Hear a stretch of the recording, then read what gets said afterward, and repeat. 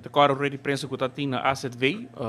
senhor Jacobs estava a mencionar que para primeira para 2028, diferente modelo econômico te indica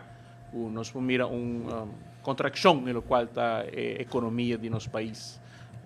O ministro está compartilhando a visão aqui que a AZV está pinta, porque nós mira com um déficit, com um surplus, lo vai over um déficit e com nós mira com o desenvolvimento econômico lo tranca. Mi deve o contexto completo sobre não sabe que preciso o senhor Jacobs a mencionar se é algo que pone realmente tem impacto na economia, na macro, tem consequências macroeconômico,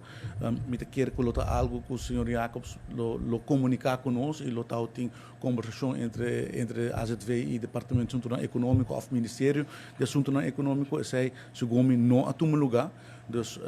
is aqui no acordo senhor lá de uma forma oficial se conosco, sei me por me estava aqui na diretora interina também está confirmar sei, dus sei tá não está maneira de mencionar economia agora que nos por bisa com certeza que a economia a estabilizar, é cifra na data na está demonstrar aqui não sempre projetar de uma forma prudente, tomando todo o desenvolvimento do país em consideração de uma forma realística e botar achteraf ora bomidi achteraf que o crescimento realmente está botar que sempre não está o Departamento de Assunto Econômico está aqui de uma forma correta e prudente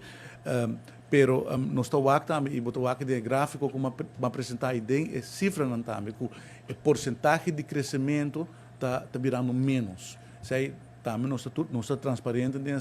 se há aqui nós temos agora que projetar 8,5% de crescimento, outra área está projetar 1,3% nominal comparado que há aqui. Então, Botawaco, projeto não grande, maneira projeto não hoteleiro que tem impacto no crescimento econômico entre outros de 2024, que lo termina e agora lo tem impacto também no setor de construção e o governo de Aruba está trabalhando investment plan mais amplo para percorrer o crescimento de economia que é em linha com o qual é necessário para nosso país que é sólido. Para o fundo não que é sólido, para a entrada do governo que é sólido e para o governo por cumprir com seu compromisso no local e também compromisso internacional, compromisso de interesse, repago de débito, mas também com outro compromisso que o governo de Aruba tem. Então, me quer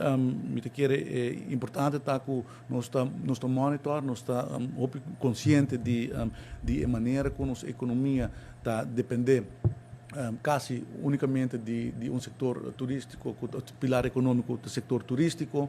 e que nós temos esse pone de nos projeção e nós está mirando que nós está fazendo aqui periodicamente nós sempre tem espaço para trade-off na tempo.